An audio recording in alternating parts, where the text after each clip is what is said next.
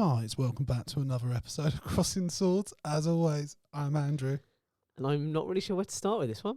No, I mean, especially as I started off seconds before I started recording, I was doing a very inappropriate accent that just sort of spoiled, and I went straight into, hello everybody. It would have been less distracting if you had clothes on. Yeah, I mean, for the YouTube listeners, hey yo. What up? Yeah. Check out this chiseled beast. So right, it's been a couple of weeks since we talked about anything depressing, so we thought it was time to get back into it. Back on the wagon. We were just too happy. Things were too... Things are going well, Jake. Too cheery. I don't like it. Things are going really well. Yeah, I'm not a fan. Yeah. Let's get back to some depressing shit. And there's enough of it. Jesus, there's enough of it. Yes, there is. So for anyone who's not been paying attention, there's been a few issues in the last couple of weeks. The biggest one was post the announcement of the mini budget from the Conservatives, Jake. I know my favourite thing about it was, and we'll get into this more of all the fallout from it and stuff. My favourite thing about it was a mini budget. It wasn't even a budget. No. It was a mini budget. It was literally like 2 or 3 measures to kind of set up for, you know, to try and put themselves in a position so that when they do the budget, you know, they've started laying the groundwork. And it was bad. Yeah. It was bad. It was really bad. It almost, like, to be honest, it doesn't get any worse than that as like a... And thanks to the legacy of Boris, there's no like sackable or resignable offence. Yeah. So, for example, crashing the pound to an all-time low and breaking the economy so bad that the Bank of England have had to step in to intervene. Yeah. The IMF, for God's sake, the International Monetary Fund, have basically gone like, what the fuck is going on? Have advised Truss and Kwarteng to change immediately direction. Yeah. Now, just for the record out there, just for the kind of bit of context, the IMF do not advise G7 nations very often. Like, it just hardly ever happens. So the fact that they've had to advise within like 2 days or something of the thing going off is like, it's not good. The other side to that is the Bank of England, who, all right, it's not uncommon for them to intervene when things are going a bit crazy, but normally it's through a crisis like a war in Ukraine or a financial crisis of some kind, not a reaction to governmental decisions. That doesn't happen. Yeah. This is pretty much one of the first times it's ever happened.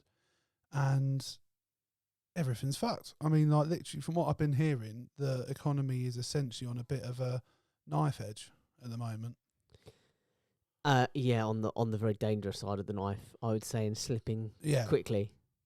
But like, I don't get, like, I'm one of the ways of trying to be like, why? What are they doing? Like, what are they benefiting from? Like, this doesn't get you re-elected. No, I think they realised pretty quickly that they're not going to win the next election, and I think they just decided to make them and their mates as much money as possible as quickly as they could. Doesn't it ruin the Tory reputation going forward? Like, how can they argue? That's gone. And do you know what? I think it's one of 2 things. I think on the one side, that's gone. Yeah. But on the other side, I think it's not 100%. They know. There's still people they who support know the Conservatives. that loads of people will still go, well, yeah, but Labour can't handle the economy. Yeah. And you think, like, ignoring Truss and that. Look at what's happened in the last few years. Like, these guys cannot handle the economy, and yet they're the ones that always have this reputation. So they know the reputation's safe in a way. I mean, I think what the damage real has been done. Slap in the face is really, we've had 12 years of Tory government and austerity and having everything cut, being told it's for a long-term benefit, so we're sacrificing for a long-term benefit. And then all of a sudden it's like, oh yeah, but we're going to save the rich people money, obviously. Yeah, and like, we're not going to do it for everyone. The thing I found really insulting and laughable for the whole like last 6 years, whatever it is, you know, Truss and that have just come and they've gone, well, we've actually only been in the, you know, we've only been in charge for a week. And it's like, bro, you were both cabinet members for a long time. Like Liz Truss, I think, was in 2015. I think she was in Cameron's second. In the start of his second term, I think she got herself a cabinet position. And I think, you know, Kwarteng's been at least since, oh God, I think it's like 2018, maybe, Kwarteng, 2017. Like, they've both been top government. They've been parts of governments. They've been higher profile politicians. They've been part of governments. Yeah. You cannot sit there and tell me that you're new to it. But then, to be honest, they couldn't have found anyone separate from any of it, could they? No. Like, to have anyone remotely high profile, they would have had someone stained by the previous. And like, all the ones that are kind of even remotely decent, for want of a better term, which is, you know, they've none of them want anything to do with it. If you look at all the ones who are MPs sort of going back 20 years rather than just 20 minutes, like senior MPs for 20 years ago. None of them want anything to do with this lot. No. They just don't want to touch them. No. They're perfectly happy being backbenchers because they don't want to be anywhere near the front. No. But what happens now, or what happens next? Like, what do you think is going to happen? Like, are the Tories going to do anything to try and rectify it? Are they going to have any chance of staying in? They've got to do something to rectify it. Will they, though? Or she won't even make it to the next general election. Well, they've already got letters of resignation. No confidence. Yeah, letters of no confidence coming in. It's so bad. But surely, I can't. So even if they manage to get enough votes in to oust Truss, there's no way. I don't think Parliament allows, or I don't know what happened. Like, the Conservatives can't then form. But they will. I would imagine at that point, the calls from, I'd like to think society in general would be seriously. Decency would say at that point, we're going to hold a general election. Yeah. But, like I said, the legacy of Brexit and Johnson is But there's no such thing. They'll just carry on the way it is. Of this. I get, like, you're making your rich mates richer, but how well does that actually, is it just genuinely the Conservatives have got unlucky in the sense or maybe not even unlucky by the values they hold in general? They attract greedy, self-interested people that they just all occupy the Conservative Party, and that's created a system where all of them are fucking awful. I think if you look at the ideals of it, sort of the Labour movement obviously being the Labour movement, looking at the workers and the working right and the people right on the front lines, and it's trying to make sure that they get as much as they can. So they do introduce a lot of, I know people always use the words handouts and stuff, but they do introduce a lot of schemes and beneficiaries to kind of help people on the socially minded help. Whereas conservatism is more about holding on to what you've got and making sure that this idea, and obviously this is where it plays into the whole confusion about this idea of, I worked hard for this. It's like, no, you just had this. You had a huge leg up in getting that. You didn't work hard for it. But they think they worked hard for it, and this idea that if you've worked hard for something, you should be able to keep it and make the most of it. And the idea that everyone at the bottom end of the ladder... you can do both. But the people at the bottom end of the ladder aren't where they are because... They're where they are because they haven't worked hard enough. No. Because they haven't tried hard enough. And obviously you and I both know that that's... It can be the case. Not quite true. Like, I think the problem is with all of this, when it gets like drilled down to identity politics, that happens within those class structures as well. So like, you'll get working class people fighting over one another or like judging one another, because there will be people out there that do abuse benefit systems or don't want to work who are lazy, but that's not all working class people. It's very much minority. You find those people in every class structure. You'll find the ones that don't want to do anything and are lazy and also just get shit handed to them. You'll get that at upper class and working. We're at a point now where there are more people than ever before who are claiming benefits who are actually in full-time employment. Yeah. Which is bad. Yeah. I mean, my sister actually asked me the other day, like, could I apply for benefits because I'm part-time? And in theory I could, because my contract is a 12-hour contract, so it's under the threshold for what you could claim. But I get routinely given well above my contract. So I would have to stop doing the level of overtime I do to earn less to then get benefits. And I've not actually sat down to do the maths of what would be whether better. It's worth it. But I don't like the idea of doing that if I can work. Do you know what I mean? No, I don't think you're right. Like, if the hours weren't there from work, then yeah, of course I would do it. Most people I know, and I think you know, that have ever been claiming benefits at any point in their life, want to work. I don't want to be on benefits. Obviously, like you said, those people do exist. Well, just before I got my new job last year, I was literally about a week away from getting my first job seekers payment, and I ended up not getting it. But you wanted to work. But yeah, so... Yeah, and it's not something you want to do. You feel embarrassed, or there's all sorts of things that go with it. But just to try and answer your question, that's why I think it attracts people, that what that's grown into, the people who want to hold on to what they've got, that then slowly grows into people who've got things, and then you're kind of in that haves and have-nots world, and therefore you're the Conservative Party for the ones that have. As we've said before, you don't, by giving others more doesn't mean you have. No, do you know what I mean? But the ones that have want more. Yeah, but the problem is we've shaped everything around capitalism, and we copied the Americans when, I think was it Reagan who first introduced the term trickle-down economics? I feel like it was Reagan. I couldn't tell you, in all honesty. Of like this idea, if you put all the money at the top, they'll invest and the money will slowly trickle down to us. It's one of the most ridiculous. But what we've done is that can work if you don't then allow every big business to... The thing is, that can't work. It doesn't work.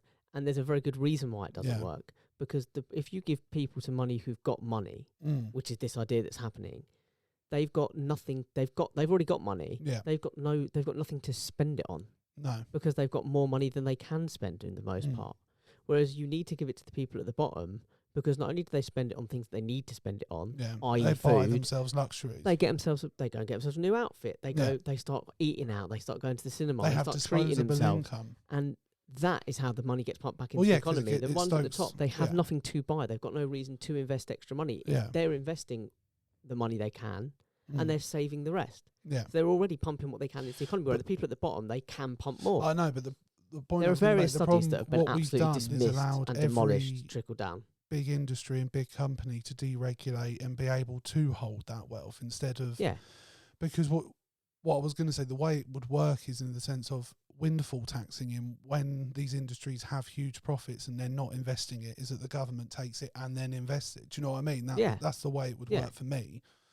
But it doesn't currently work. Caps work, the obviously, and tax brackets, and we've just lifted a tax bracket. We've just abolished. I just don't understand. Like, the problem is, it must just be self-interest, because I can't understand them thinking that would be, even if it fiscally worked, it wouldn't do well in the optics. Do you know what I mean? And I think for me, I don't know what you think, that is what swung, because obviously Labour, according to you, Gov, are now 17 points in the lead in approvals compared to the Conservatives, which is the first time in years I think we've even had Labour in the lead, let alone I think by these so polls far. date back to about 2005-ish. Yeah. The first time. Like, it's been the biggest lead. Yeah. So, but the thing is, I don't think that's through Labour being amazing necessarily. No, it's just the Conservatives being fucking so it up. bad. And my favourite thing about this, and like I said, it's the legacy of Brexit. I keep using the term legacy of Brexit, because it is the legacy of Brexit for me. The fact that, all these people, these Brexiteers, that so want Brexit to be a success, they're like, Brexit is a success in their head. They can't have possibly been sold that big a lie. Therefore, they look to blame everyone else why it's not. They blame Remainers for Brexit's failings, even though Remainers were just saying, actually, what will happen if you do this X, Y, and Z is you'll pay the price of X, Y, and Z. And now they're paying the price of X, Y, and Z, having done X, Y, and Z, and they're looking at it going, you just wanted it to fail. Yeah. It's your fault. You're not supporting it. You're not believing you get behind enough. it. It's like a religion almost, it's like if you get behind you're it, not believing in God enough. That's why everything's going shit for you. It'll work, but none of you lot want to get on board with it. And it's like, okay, so this is what I've heard from right-wing publications and from right-wing economists and stuff. One, that the IMF and the Bank of England aren't impartial and have become woke institutions. And they're actively working against. Was that Frost? David Frost. There's a few who have said it. I've got the names on my list. Andrew Lillican, I think, is another one, who's an economist. So it's brilliant. I've heard that they're woke institutions, that they're working deliberately to fuck Conservative plans up so that Labour win the next election. And then I've also heard from the same circle of people and high-ranking people at that, with lots of pull and sway and platforms, is that it's actually the reason the pound tanked, because it was currently, I think it was like $1.06 to the pound. Yeah. When, bear in mind, at the height of Blair's government, it was over $2 to the pound. I remember that. I was a kid when it was like that.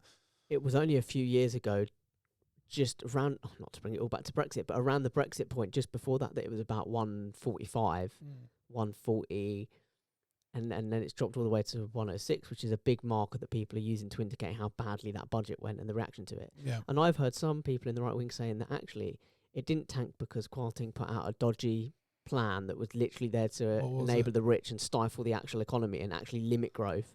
It was in reaction to Labour possibly coming in next, and it was a reaction to the fact that they'd have to deal with Starmer soon, and they were like, well, that's not going to go well. We better, close the markets down to kind of keep an eye on that. And it's like, yeah, but the reason that Starmer would come in next, that you're thinking he's a shoo-in to come in next, is because you fucked it up somehow. So badly. So how have you fucked it up? Yeah. That'll be this. That'll be the thing that the IMF and the Bank of England are reacting to. Yeah.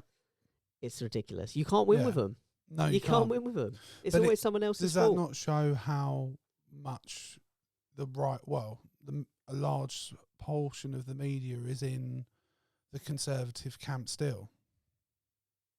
Yeah. Yeah. But yes, it's so bad. And do you know what? I just say this. Do you think, I know what I think, what's your views on whether they should potentially go to prison for insider trading? What's this? Truss and Kwarteng. Why? I've not heard about this.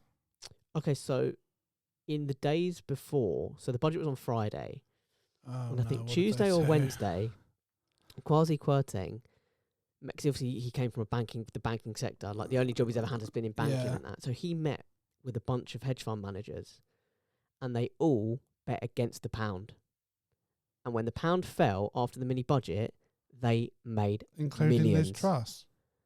Well, I don't know about. I see. I'm a bit unfair labelling Liz Truss there. Yeah. Kwarteng was the one that actually met with them. He actually went up, met in person with them, and basically said to them, "Short the pound." Now we don't know what happened between those doors, but all we know is he went in, and between meet him, bankers just before doing that, between him going into a building with them, and announcing the plan on Friday, they all bet against the pound. They all shorted against the pound, and then they made millions. The thing is, I don't know how easy by the way, to prove that. On the I know same day, it looks scathing, but you double that up with the fact that on the same day that he announced all these measurements which tanked the pound and caused these people to make millions. Yeah. He lifted the cap on bankers' bonuses.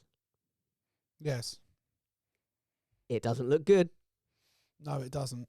I mean, it would be very difficult to prove. Just for legal matter, it's speculative. This is allegations. It looks scathing, but I think on like a legal footing, I don't know how solid they'd have to have.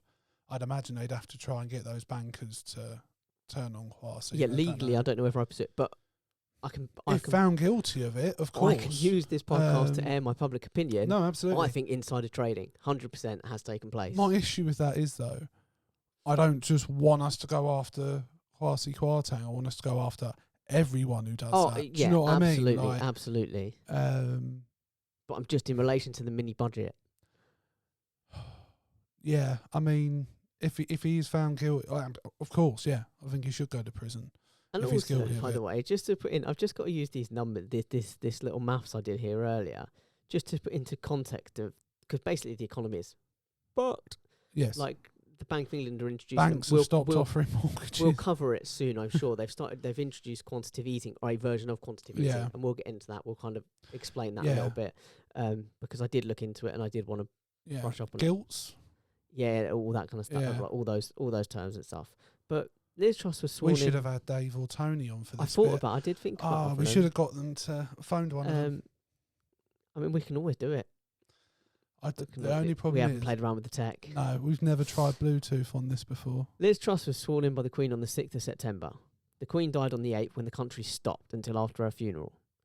The country opened back up on the 20th, the Tuesday, and on the 23rd, the day of the mini budget, which is the Friday, Parliament then broke and has broken for the party conferences. So Parliament has been open with Liz Truss as Prime Minister for, depending on how you want to look at it, whether you want to count the 6th when she was sworn in. What, like 2 days? For 6 days. 7 if you want to include that few hours where she was sworn in on the 6th.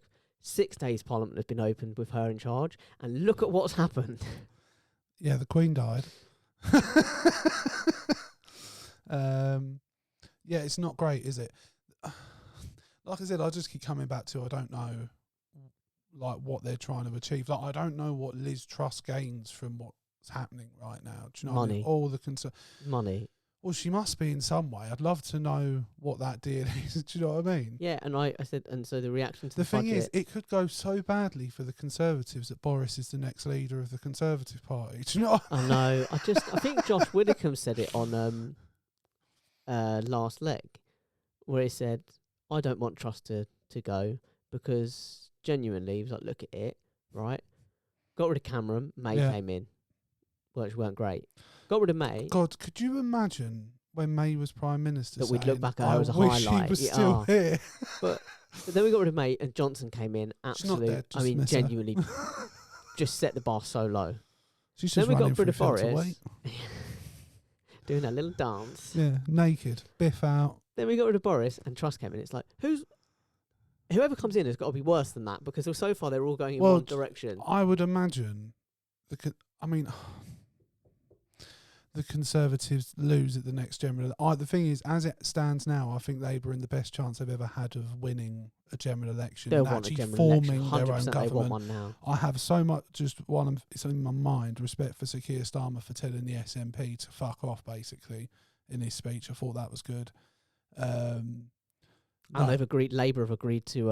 And Labour are now finally, I don't know why it's, but like setting out, this is what we're going to do. Well, I've got in my like, notes. It's nice to know a Labour that stand for something and what they stand for. Yeah. And also they've finally committed to. I don't think they're 100% consistent. Proportional voting, representative voting system. They finally committed to getting rid of the first past the post system. Oh really? Yep. In their conference this week. Okay. They all voted, and they voted to. Oh wow! So that will be part of commit to changing the voting that'll system be to interesting. basically keep the Tories out, 'cause they keep getting in with Well, less than half the vote. There'll be more of a chance of Less than half the country who vote for them are. Oh, by the way, the thing is, that's quite clever from Labour, because if you think about it, if that could cause the downfall of the Conservatives and they're the party in charge when it happens, it'd be very difficult to unseat. Yeah. So that's like my cynical brain working a little bit. Just sort of on the point of voting people in, Liz Truss obviously got in with like 81,000 votes or whatever. Yeah. It's ridiculous in a country of 65 But it was a small million. It's a small close, portion. yeah. But just so you know, in the mayoral election, when Count Binface ran for mayor, how many did he get? 92,000. Nice. So more people voted for Count Binface. Count Binface to be mayor of London I don't than know voted if for the leader of this him country. before. I think I was tempted. I mean, I can. I think I say voted for one of the didn't. YouTubers in the last one. Yeah, fair enough. I think I voted. I mean, obviously, you get to split your vote in that one. You get to kind of. Because to be honest, I was pretty sure Sadiq Khan was going to stay in, so I wasn't too concerned. Yeah, mayors often, London mayors anyway, often get second terms. It's very rare that they get ousted after one. Yeah, I mean Ken Livingstone. How that man got so many terms, I have no idea.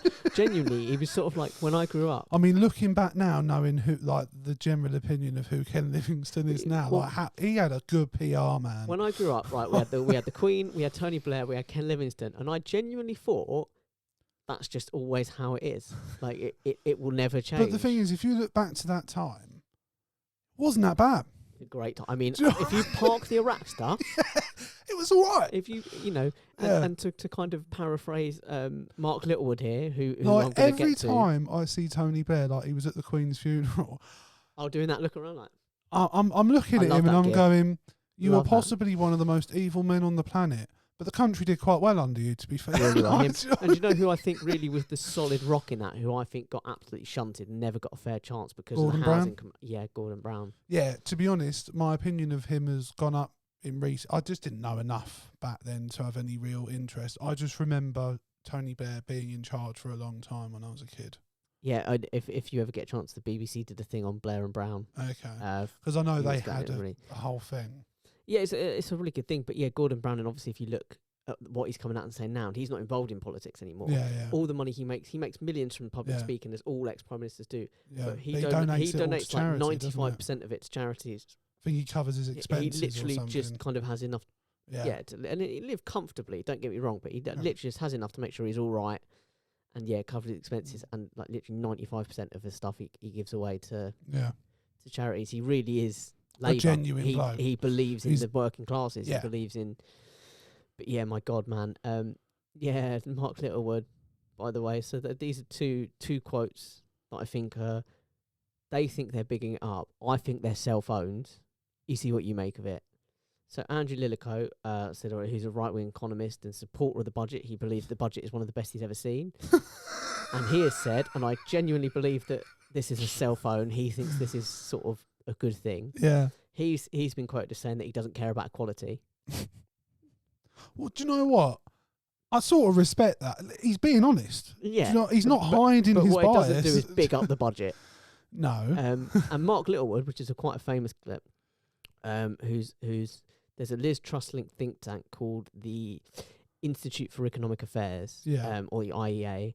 Liz Truss is connected in a big way. She's made more appearances for them than anyone.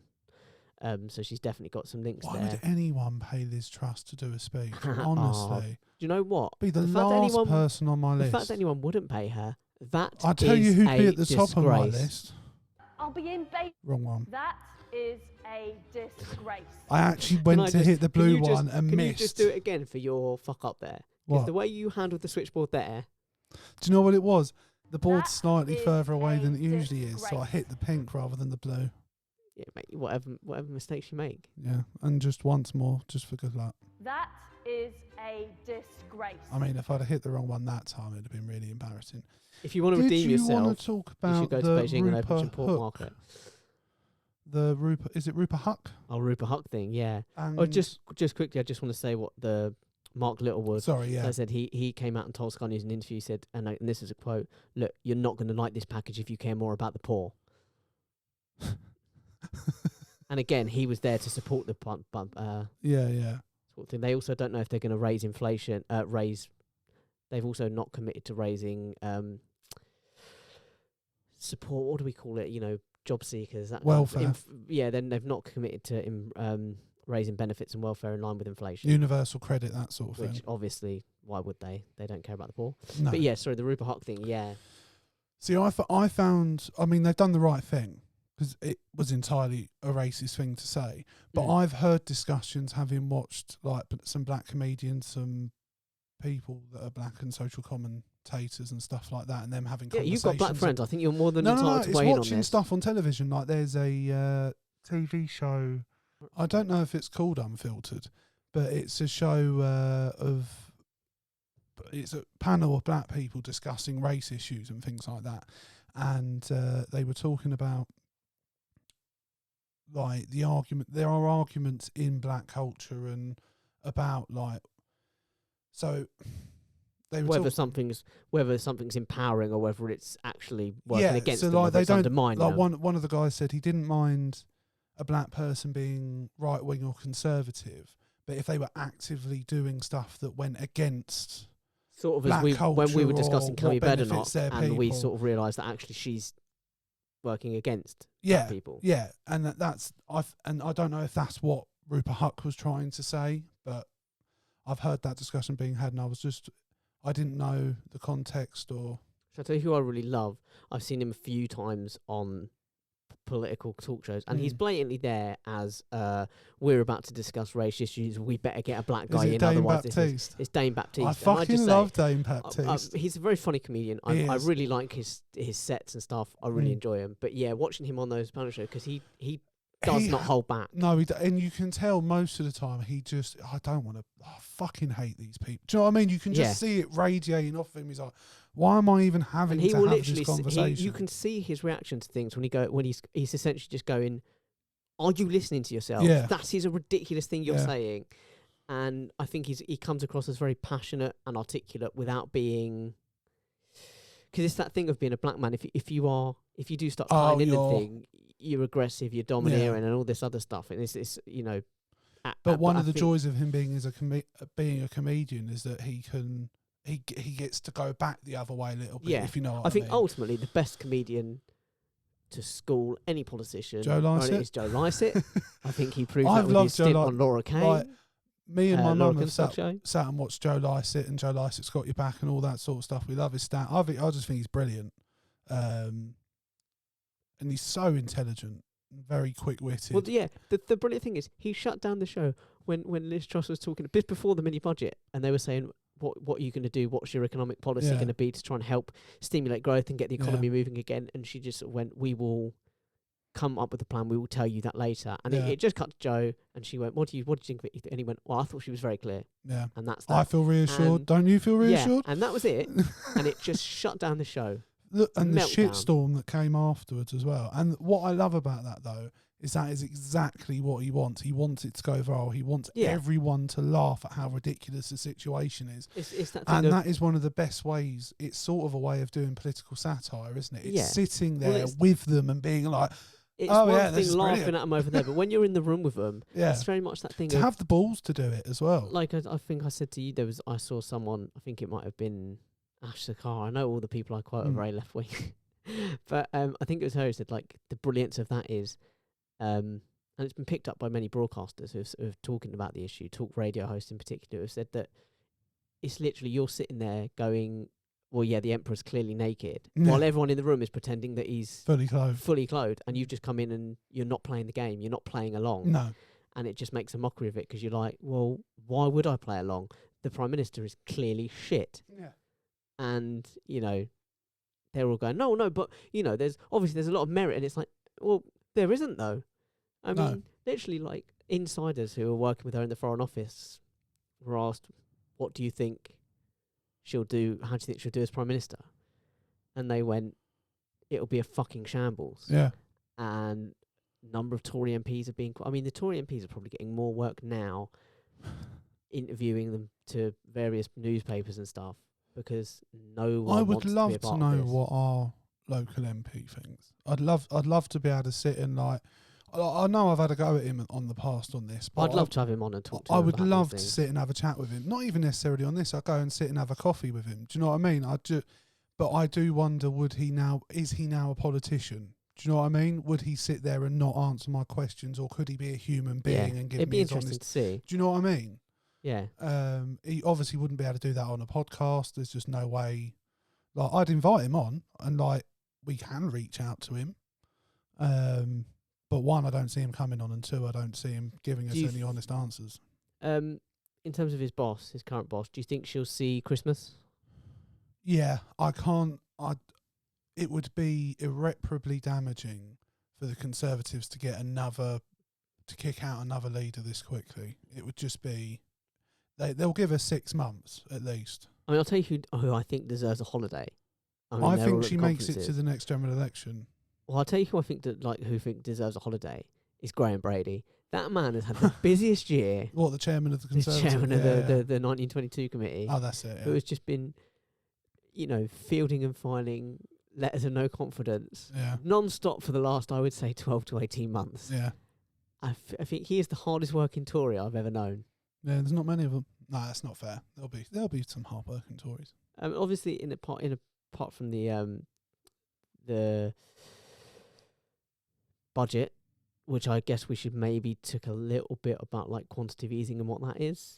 Well, usually quantitative easing is basically printing more money, isn't it, or injecting more money? It's injecting more money. So what they do is they buy government-owned bonds. So things like pensions is a really good example, but the government own a lot of bonds and stocks and their bonds. It's essentially an IOU. So what they're asking you to do is to invest in the government so that they can then pay you back. Well, what they do is they say, for example, we'll buy your bonds off you for £1 million. Now the government has £1 million in cash, and it makes their financial position stronger. But they might stronger. promise to pay you back $2 million or 1.5. It means that all the I'm trying to think of the word of it. All the interest rates and things like that, which are looking at the government and looking how the government's going to work things. If the government's in a really strong financial position, there's no reason for them to cover their own asses as much. It goes from being low risk to high risk. And what happens is, in the meantime, the Bank of England can invest the government, and this is a risk, but they can invest the government bonds, and they can potentially return a profit. Yeah. So they can potentially give the government more money when they take them back. Yeah. So basically, the Bank of England have started but they buying might not. government bonds, and they've said they're willing to do it to whatever level is necessary to calm the market, because and it is genuinely, from the sounds of things, on the verge of, if something isn't done quite soon, we could. Well, initially the Bank of England said it feels really like, I feel bad even saying the words, but our country could default.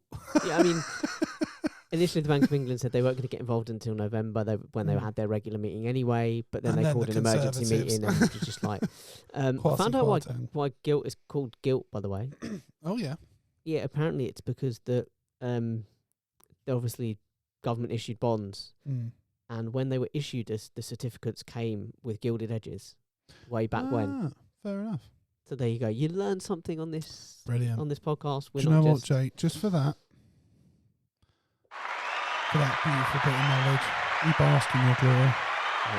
I'm being rewarded with a promotion. I tell you what I'm doing. No, you're fucking not. I'll tell you what I'm doing. I'll be in Beijing, opening up new pork markets. That's what I've been trusted Do you with trust now. Asian meat, Jake?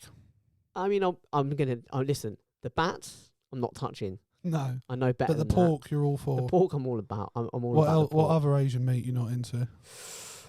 I wish I could say your mum, but I feel like that just wouldn't. Well, one, work she's 'cause not your mum's not Asian. Asian. No. I've had 0 Asian in me. Yeah, in you. Yeah, I've got no Asian in me. Not at the currently. moment. Right, one of the things I wanted to talk about was I've seen that Gary Neville was at the Labour conference, and not just there, but he seemed to be part of the there was an interview with him, he was doing Q&As and, was up there with Sir Keir, and he's very much back Sir Keir. And he said he feels, like they asked him, why are you doing this? And he said, well, I'm a Labour member and I feel a responsibility with the platform I have and the audience I have to explain why I support, and get his opinion out there because he thinks it's the right thing to do. Celebrities used to support political parties all the time. Do you think more should be doing it?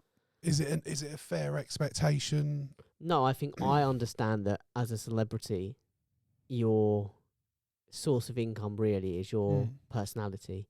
And I completely, even as an actor, do you know what I mean? People will far more rather see you if you're likable. Could you lose a role for saying I think more people should have more money? But people will hire you because they think he brings a certain audience, she brings a certain audience, and what you don't want to do is alienate that audience. I get what you're saying. Is that not a bit soft though? Because I just feel like they're not extreme enough views, is it? Do you know what I mean? No, but I get it. They're not being spotted in swastika. Thing is, in this day and age, they don't have to be extreme views. The I guess British not, no. political spectrum is so split that even Owen Jones, who's a hyperbolous dick, by the way, was at the Labour conference this week.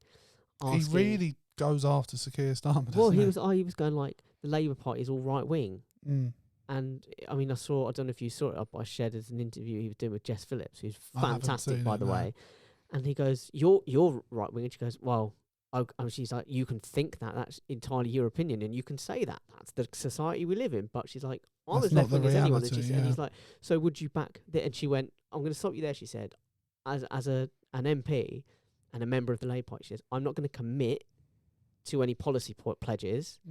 She says, "But I've been talking about X, Y, and Z, like nationalisation, for example." She's like, "I've been banging on about that for years." Yeah. And she says, like, the difference is I have to look at it practically and pragmatically whether and we see can do it, whether actually it what would work. Yeah. Is there money in the budget? Can we make money in the budget to make these things work? What's the best workable outcome? So and I was like, I think it's brilliant. 'Cause it was like, yeah, she's not living in fantasy land. She's living in the real world. But I think with Owen Jones, the impression I've got, he can come across like a bit of an arsehole. But is that basically he's just not satisfied with what Labour are doing. I think he's more on the left than Labour currently is. Yeah, he's more of and that doesn't mean Labour isn't progressive enough. It just but they're not matching his ambition. He should be part of a more left-wing party. Yeah.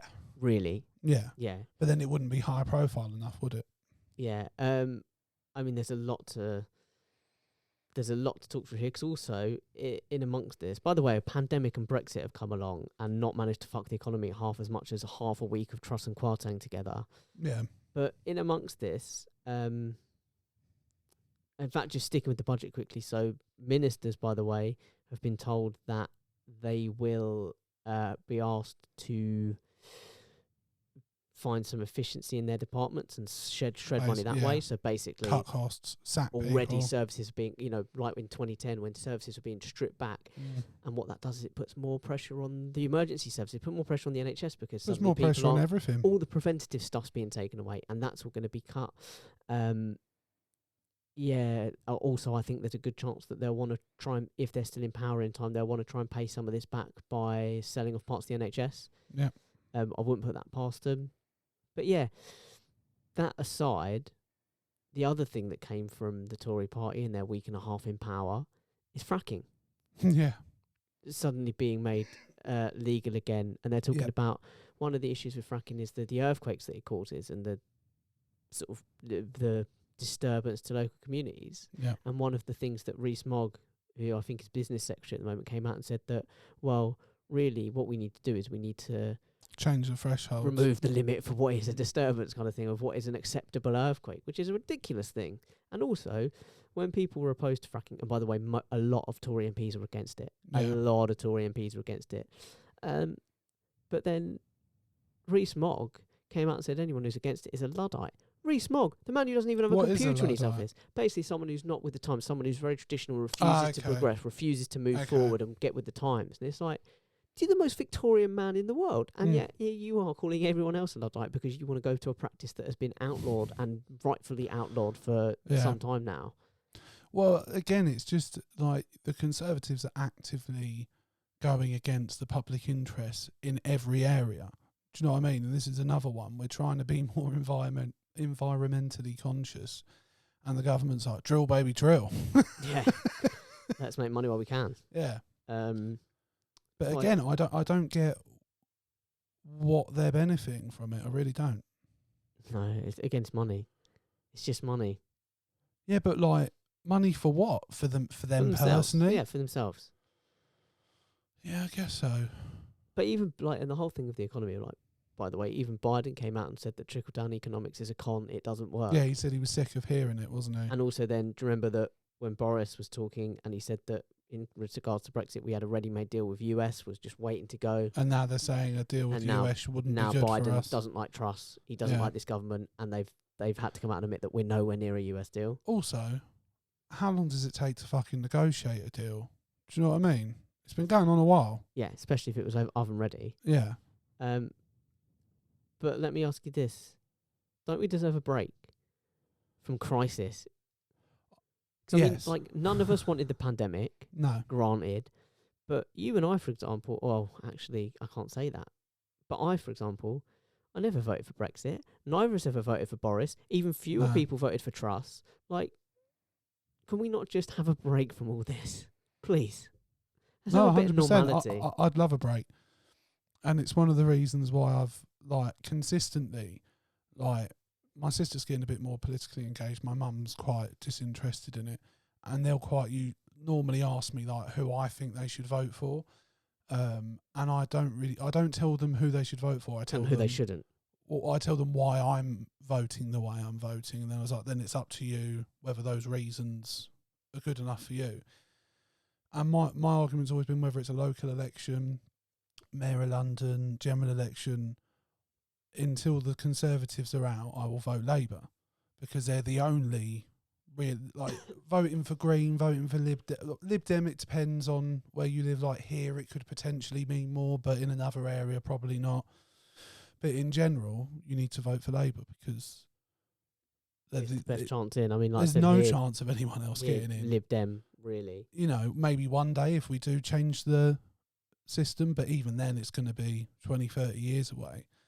And just the idea of, like, it with the Conservatives, it feels like the closer they are to losing power, the more they're ramping up this just brazen lining of their pockets. Smash and grab for everything they can get before they're kicked out. The fact anyone, like, I get that the Conservatives will always have support even off of what they've done, because there's rich people out there that believe in conservative values, whether that's what the Conservatives currently stand for or not. Because they, like, you see these videos online by, like, joe.co.uk or, like, Politics Bible or whatever they're called, do you know what I mean? Like, or Joe Politics, of them interviewing, like, Tory supporters. And like, little vox pops. They have not, like, just the way they're dressed most of the time.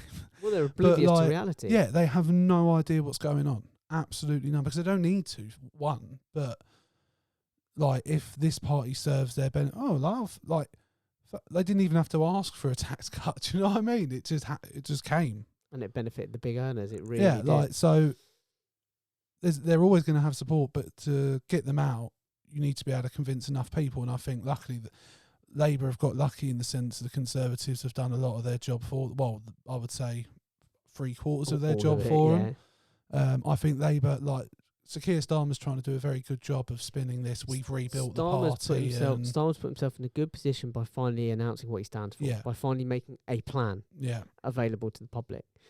In amongst this, where we talk about left wing and right wing, Italy recently elected this week Giorgia Meloni. Isn't she like 18 or something? Well, she's young, ridiculous. But she loves very Mussolini, right-wing. doesn't she? She loves Mussolini. Didn't he, like, kill a lot of He is fascism.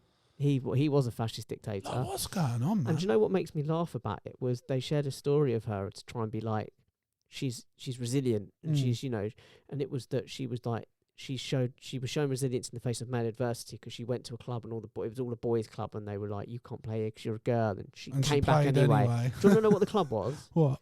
It was like the equivalent of Mussolini's youth. It was like proper fascist youth club. So basically, she knocked on the door of the neo-Nazis and was like, "Can I join?" Didn't like Hitler's youth and was like, "Oh, do you know what? I'll show them. I'll come back and lead you." And it was like brilliant, well done.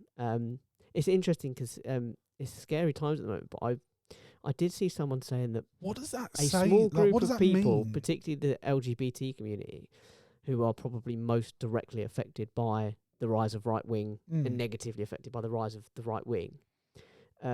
They've been warning for a while that conservatives across the world, and particularly across Europe, have been using the guise of progressiveness because they're promoting women, because they're putting women in high powers. They're like, well, we can't be regressive. We're progressive. Yeah. We've got women in charge, and in amongst that, they're hiding all their aggressive traditional views and policies.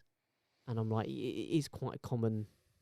We're seeing more and more. You can believe that might be the reason behind it, but like, how's this happening? Do you know what I mean? It's a good question. Like, I think there's a podcast. How has I think there's an episode in it. She's like 20 years old or whatever she is, got elected, supports a previous fascist dictator publicly, has been elected as the heads of one of the biggest and probably one of the wealthiest countries in the world. Like, how bad must it be in Italy that these people have? Like, it's pretty bad. I think we're definitely going to have a look into it because they're not. It's happening across Europe, isn't it? Like, as you say, like there's a rise of the far right in France. It's across Europe. This is an excellent opportunity to. Is it because we're driving the governments? I say we, but like we've through capitalism have driven people to such disparity and despair that they've just gone, well, fuck it, we'll believe in anything if it leads to something else. Like, I think that's probably plays a part in it. Definitely. Because like things are bad in this country, but if our equivalent of the Nazis stepped up and was like, I'll lead you to a better future, I'm not going to goose step with them. Do you know what I mean? Like, I certainly wouldn't vote for them either. I don't get how you get there. To that thing of what we've spoken about before, where this belief that if someone else has more, I have less, and we're starting to, the progressive side of society is starting to award more rights to more people, and therefore. I think the reason I don't get it is because for me, it feels as simple as a logical exercise, doesn't it? Like, yeah. So I can't understand how someone can become so dogmatic in that. But it's an excellent opportunity. Because it's such a stupid idea as well. To go back and watch a couple of series ago, we did an episode on the rise of the right and why we think the right came up. And you can do that by just going back, looking up wherever you're listening to this, listen to it. If you like it, even if you don't, like it and subscribe it, give us a rating, leave a review. But yeah, the only other thing that I've got, by the way, because I love a good segue, and there was absolutely no segue in that, which makes it even better. The only other note I've got is that at point of recording this morning, Liz Truss, I think, decided she wanted an easy ride. She knew she needed to make an appearance. So she went on a series of local radio stations across the BBC. Yeah, she did like Lancashire, Kent. They absolutely rattled her. She did not get an easy ride. And there's a clip, I shared it this morning, and it's actually kind of viral. Because I'll have to watch it after. And it's basically, she's asked... I can't remember what she's actually asked in the clip, but she's asked a question of like, you know, whatever, why is it so shit or whatever? Do you think this was the one? She kind of just goes, she said, well, I mean, you know, of course, I think it was the right thing, and I actually don't agree with your question, and and she just floundered. She's got nothing. No, she's not good at speaking at all. And what I love is that. Genuinely, you can always rely on. I'm just checking your socials as we speak. I mean, I've not checked it for a bit, but it was doing some numbers when I checked. You're currently on 140 likes. Pretty good for me. 24 retweets, and you've got 10 comments. Not bad at all. Pretty good for me.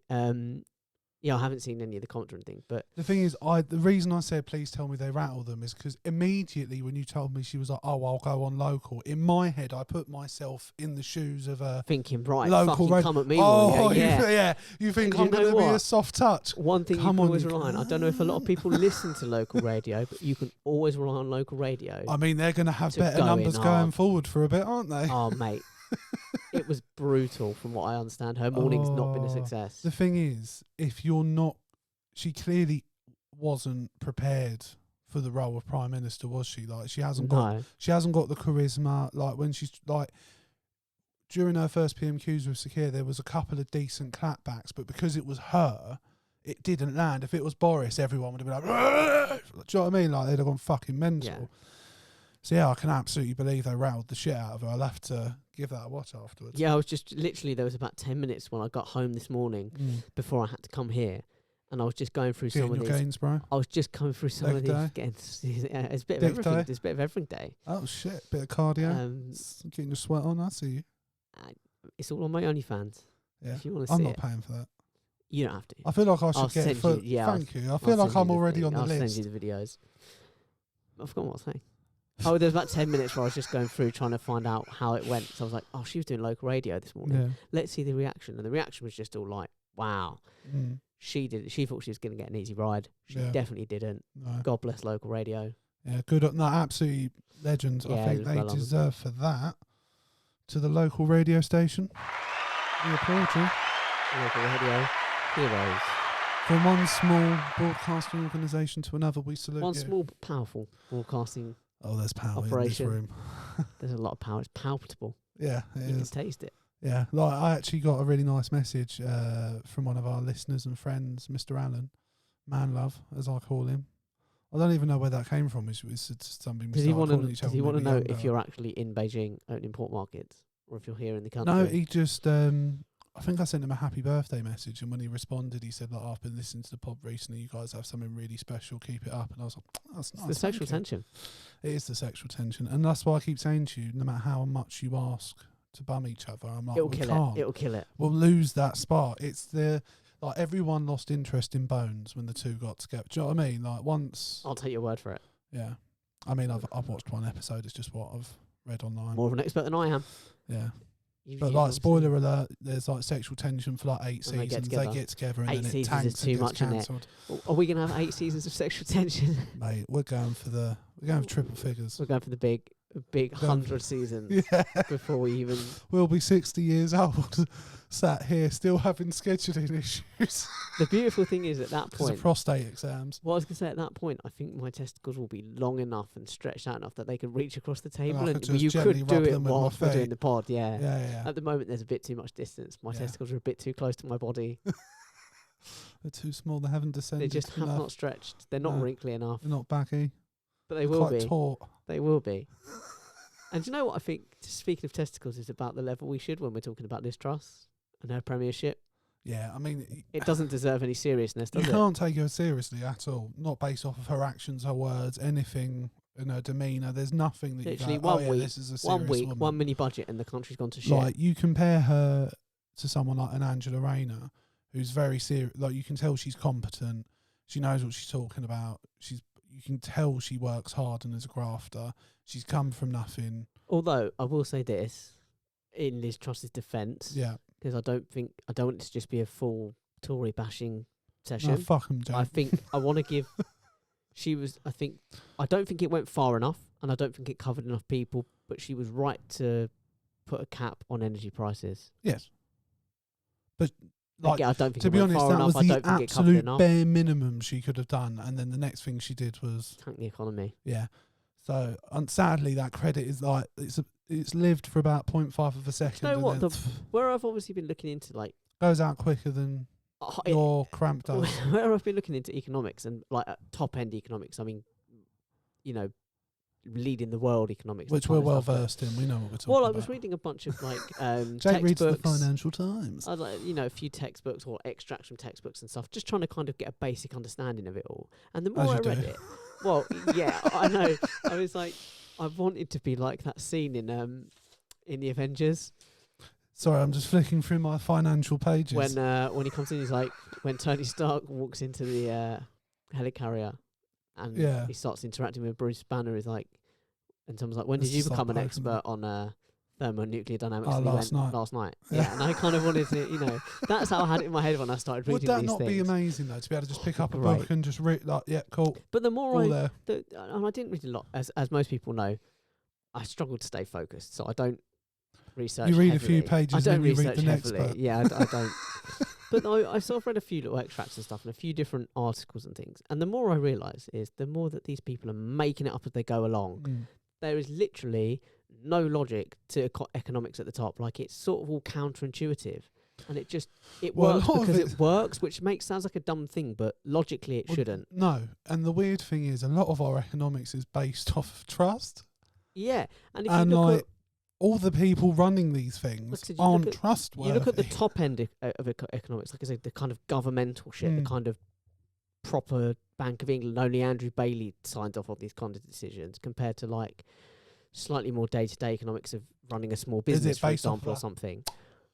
Well, what feels right today, sort of. But when something's going wrong, and the things they do and the measures they put in place to fix it, if you were to try and do that at a lower level, it would be horrendous. It would crash your business, and it would be a disaster. But because they've got an overview, but somehow it works. It doesn't even necessarily work. I mean, we're seeing that it kind of. Well, no, it doesn't. We're in huge debt. The country's on the brink of default. It was it was scary reading into it. Yeah. The actual extent of, like, if you think about it, our economy should be robust enough that a prime minister can't tank it within 6 days. With one announcement, with one it should. Like, we shouldn't be in that sort of position, and that's. I'm not going to put that solely on the Conservatives, because the debt was racked up before they got in power as well. But it certainly increased by the highest percentage in a long time under the Tories, and that doesn't make sense. What have we been cutting for? Like, what? Yeah. Where's that money been going? Why were we doing all those cuts? Yeah. Why were we? Why hasn't the debt reduced if we've been cutting back all this stuff to save our economy? As we said, why isn't our economy saved? You're looking at it going, okay, so there's lots of money disappearing, but hang on, there are now 500%. There are now 5 times more billionaires in the country than there were before the Tories got into power in 2010. So the money's somewhere. We're in a weird profits are some of these companies, as we've seen, are making record profits. Yeah. So the money's somewhere. The money exists. We're in a weird position where we've been made to rely on these huge businesses that don't pay their way in our country. Like, we all rely on Amazon. We all rely on these huge companies. But none of us would actually have an issue if they suddenly pulled out of the country of getting back to how things. Do you know what I mean? Like, we could deal with not having Amazon. I'd like to think so. But that's worst case scenario if we actually ask them to start paying their even just a bit more tax would be nice. Do you know what I mean? We're not we're not asking for 50%. You know what I mean? Like 5 or 10 would be nice. Do you know what I mean? And I don't believe that would not cause Amazon to pull out of this country. It wouldn't cause other things to pull out of this country. In some financial, I'm not going to say years because I haven't looked at the years, but in some financial quarters, these companies are paying the equivalent of less than 1% tax. Yeah. And it's like, now I know 1% for them is a lot of money, whereas it's also not though. But if we look at the percentage of what they're earning, I'm paying like a fifth of what I earn. Yeah. Minimum, because then I'm also paying national insurance and whatever else. And I'm also paying the tax on everything that I buy and all that kind of stuff. They're paying less than 1%. I'm like, well, hang on a minute. Where's the fairness in that? Like, for me, again, money's there. So, like, in particular with Amazon, the argument of like not wanting them to cost them too much money that they pull out of the country and we lose money overall by them not being here. Amazon famously, and particularly Jeff Bezos, I know he's not necessarily at the helm anymore, but he's still heavily invested. They made their fortune by being willing and able to lose more money than their competitors. Their entire business model was built around the prospect of we will outspend everyone on everything. Well, so to say that a company like Amazon isn't willing to pay an extra billion also a year number in tax because then they're going to make the money. Not all big corporations, but a number of CEOs at big corporations and chief CFOs as well have come out and they've said, because obviously particularly this government, this chancellor, whatever, have said that actually when you put big taxes on the big corporations, it scares people out of coming and invested. And actually a number of them have all come out and gone, it would not put us off. No. We would not be any less willing to invest in the UK market. Well, if you think about it, as you were saying earlier, there'd be more money in the country. People would have more money, which means they have more money to spend. Which means they'd be spending on your services. It all goes back into the economy. It's a nice cycle, isn't it? Exactly. But for some reason, we've bought into this mindset of, we'll just wait for the benevolent overlords with lots of money to just suddenly decide to be nice and share it.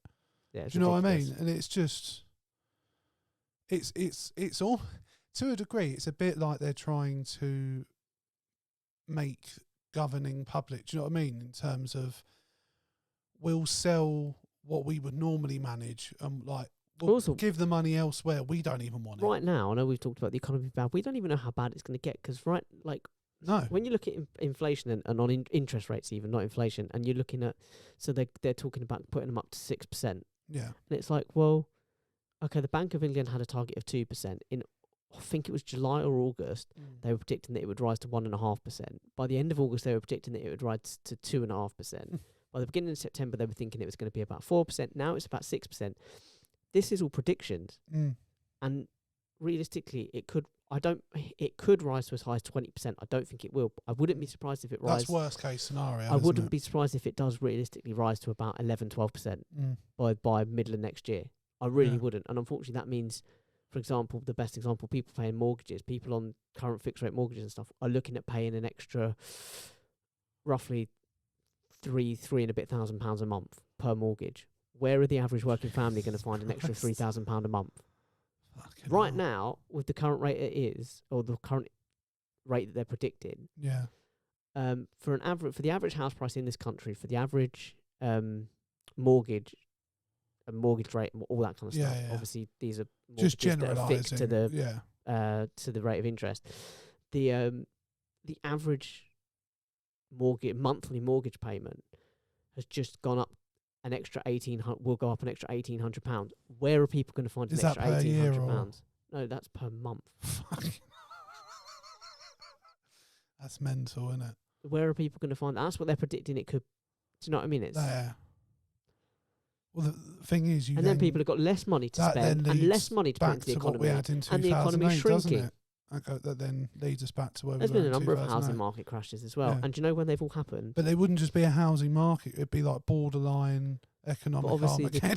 The 2008 housing market crash. Because what we're talking about are systems that most society or like big nations around Europe and in America and other nations revolve around these systems, and when these systems fail, it's like a domino, isn't it? It only takes one. And I mean, look, like the 2008 market crash was an American product. The 3 housing market crashes that have happened in recent memory for want of a sense, dating back to kind of like I think 1987 was the one, and then sometime in the early 90s, like 1991. Okay. And then obviously now, in the predicted what's going to happen, all under Tory governments. I'm not trying to say, how can we still say that Tories are the ones that are good with the money? Yeah. It's mental. Well, yeah, because I remember hearing when the Conservatives got voted in for quite a few years, and I've even heard it recently, but not as much, was the famous note left in the Exchequer's briefcase, which was, sorry, we ran out of money. I mean, for starters, why would you do that as a leaving government? I think it's just a joke. I don't think it's real. No, but why would you? Oh, what? So you don't think that actually happened? No. All right, fair enough. I never knew whether that was actually a true story or not. But it's all pretty bad. We like to bring you down. Yeah, none of it's particularly good. The only real option is to vote for Labour. Like, look, that's not being impartial. Let me put it this way: if you want more of the same, if not worse, vote Conservative, because that's like they're not offering. If you want a chance at improvement, vote Labour. And that is biased. That like all of the things that go against Hick, but yeah. I don't have a solution for it, but I think the thing that sickens me about this, and obviously it's changed, the market crash in 2008 as well, is that the people at the very top actually make money off of it. They make money off of us suffering. Yeah. And I don't have a solution to stop that, but it's sick. Yeah, they short the markets. So they hedge their bets, and that's higher risk for them. But when But the thing is, when they're doing that, of course they're going to make moves to make these things happen, and there will be people out there actively hoping that it gets worse for us. And if you ever want a crash course in economics, by the way, very specifically housing market economics, but it's a good overview anyway. The Big Short. It's a very good film. I've really good at explaining things. Absolutely. I love the way they explain things. And it's very clever. I've never seen it quite done like that before. Adam McKay just kind of came out of nowhere with that. Yeah. Because literally the last film... Margot Robbie in a hot tub with a glass of champagne explaining something to me? Yeah, like yes, please. The last film that he did that I saw him do was Step Brothers. Really? And it was like, how has the guy who's done Step Brothers come out with this? I'm like, that is insane. Yeah. No, it's a brilliant film. Highly recommend it. We probably should have, in hindsight, got one of our financial friends on. Although, to be honest, like, look, I don't want to assume just because they're accountants, they automatically know everything that's going on. I would like with to economics. throw this offer out to both of them. Yeah. To the two that we know anyway, really. That, what, like I said, this is a mini budget. Yeah. A mini budget. When the budget is released, would they like to come on? I would like to invite them on. Yeah. I mean, that's if they're even just interested their view. in Look, politics. they don't have to come on as an expert, just to put their view on it. I mean, they might have a bit of financial... They'll be more savvy than we are. I reckon they'll come out with some terminology. Do you know what I mean? Like, they'll come up with something akin to quantitative easing that neither of us will know the meaning to. Do you know what I mean? Like, you can say quantitative easing and you sound like, oh, all right, this guy. This guy knows. Yeah. This guy knows. Yeah. Yeah. Like, I just want Tony to turn up, or Dave, with their calculator as well. There should just be a calculator on the table, just in case. You never know when you need numbers. A calculator. It's got to be a calculator. Who's rocking around with an abacus nowadays? Stylish. Is it? Little abacus, little bow tie, little moustache. Or could you imagine if it became a new trend, an abacus with like a strap? Yeah. Do you know what I mean? And that, like, it's not to actually use as an abacus; it's just a fashion accessory. Mate, you heard it here first. Like when rappers start to turn up with wall clocks chained around their necks. Yeah. But abacuses. Yeah. The nerd version. It would be like having like your little man purse, but it's an abacus. I'll be up for that. Like, 1 second, I just need to count this. 1, 2. Yeah. Sitting around at the dinner table and they're like, oh, how are we going to split this? You're like, don't worry, guys. I brought my abacus. I've always got my trusty Abby. I've always got my Abby. Yeah. You owe 14 beads. Does Abby take 14 beads then, does she? So I've heard. Yeah. Her and the bloke, sorry, Abby. The bloke who plays chess. If Abby's listening, we're sorry. Her and the bloke who plays chess. Well, look, I'm not kink shaming. If you take 14 beads, you take 14 beads. Wish I could think of his name. He? The chess bloke. Oh. The chess bloke. The guy who cheated. I mean, if you can interpret signs from anal beads, you should be rewarded. Yeah. Not punished. I mean, cheating's cheating, isn't it? I know, but if someone just started vibrating, well, do you know what I mean? If someone just started, he was distracted from the pleasure. If someone's just started vibrating things up your arsehole, how are you meant to interpret that on a fucking chessboard and translate it into moves? Oh, that was rook to yeah. R9 or whatever it is. You should be rewarded, not punished. Mm. You should be put up, not put down. Yeah, you feel like they should be like, this guy's taking the game like, to Jesus, a new that's level. impressive. But it is still cheating, though, isn't it? I mean, technically, sure. It's not technical. There's nothing technical. It's 100. Like, whether it's up his arse or someone in his ear. Do you know what I mean? I mean, if you could fit it in your ear. Brilliant choice of words. I mean, we've all met someone who can fit one in an ear. I've met people with ears that you could fit it in. Wow. Big ears. Yeah. Do you want to leave it there? Yeah. On someone's big ears. Yeah. So, guys, somewhere on the screen, it's normally here. Oh wait! Is there anything in your notes that we didn't cover that you'd like to at least touch upon? I only had one more question, which was, but to be honest, with what we've said, I would say we've no, I won't. Reoccurring joke, nice one. Thanks. Call back to the last Thanks. episode. What? And I feel like we've covered it anyway. But what did it say to you / make you feel when they released the mini budget? Like, I just sort of laughed because I thought, you know. Even though I know it could get worse, there's a little bit every time you think, like, really? You think this is the bottom. Yeah. We cannot go down from here, and then they show you, and you're like, huh, how wrong I was. Yeah. How did it make you feel? To be honest, in like the immediate aftermath, when I read it, I was like, does that mean what I think it means? Like, yeah, it can't. Because that fucks all of us over. That can't surely mean that. I was like, I know the Conservatives do some weird shit, but I was like, I know they have done exactly what I think they've done, yeah. And I was like, All right, yeah. Well, they're just. I guess in the end, I was like, they're just being a bit more honest about it. I guess They're not hiding it anymore. Yeah. It's like I said, I think it's literally. I think they know their time's up, and Maybe. this is a smash and It grab must be what for it is. everything they can get before they leave. Yeah. To make a quick bit of money before it all gets changed again. I mean, all this stuff, all their policies are going to be about that kind of stuff because they can't pass any bills through Parliament because they just haven't got the backing. They've lost even their own MPs. Yeah, that's the problem. Based on the fracking and based on the budget, they've even lost their own MPs, so they can't really be pushing things through Parliament. No. So they've got to do all they can outside of that. It's just, I think what it leaves me feeling, though, is just genuinely sad for people out there that I'm in a fortunate position that I can... A lot of people are on the line, though, I've and got a buffer zone. It. Yeah, and there's a lot of people out there that It's are not a nice way to suffer talk about your partner. What? To call her a buffer zone. I wasn't talking about my I think partner. there's nicer words for her. There's lots of nicer words. Yeah, I know. I see you eyeing up the board, but I didn't say her name. I deliberately didn't say her name. I was looking to see if it was ready. I deliberately didn't say her name. Yeah. So you can keep that one to yourself. You wanted to, though. Of course I did. But I didn't. Because I knew you. I could see you eyeing it up. I could see your eyes just move down to the board and just sort of start seeing where it was. Yeah. Got a little bit cheeky. You got a little bit ahead of the game. Yeah. What have we got in there that works? Calm yourself. Boom! Lawyered. Yeah. I mean, did either of us lawyer each other? I feel like I lawyered you.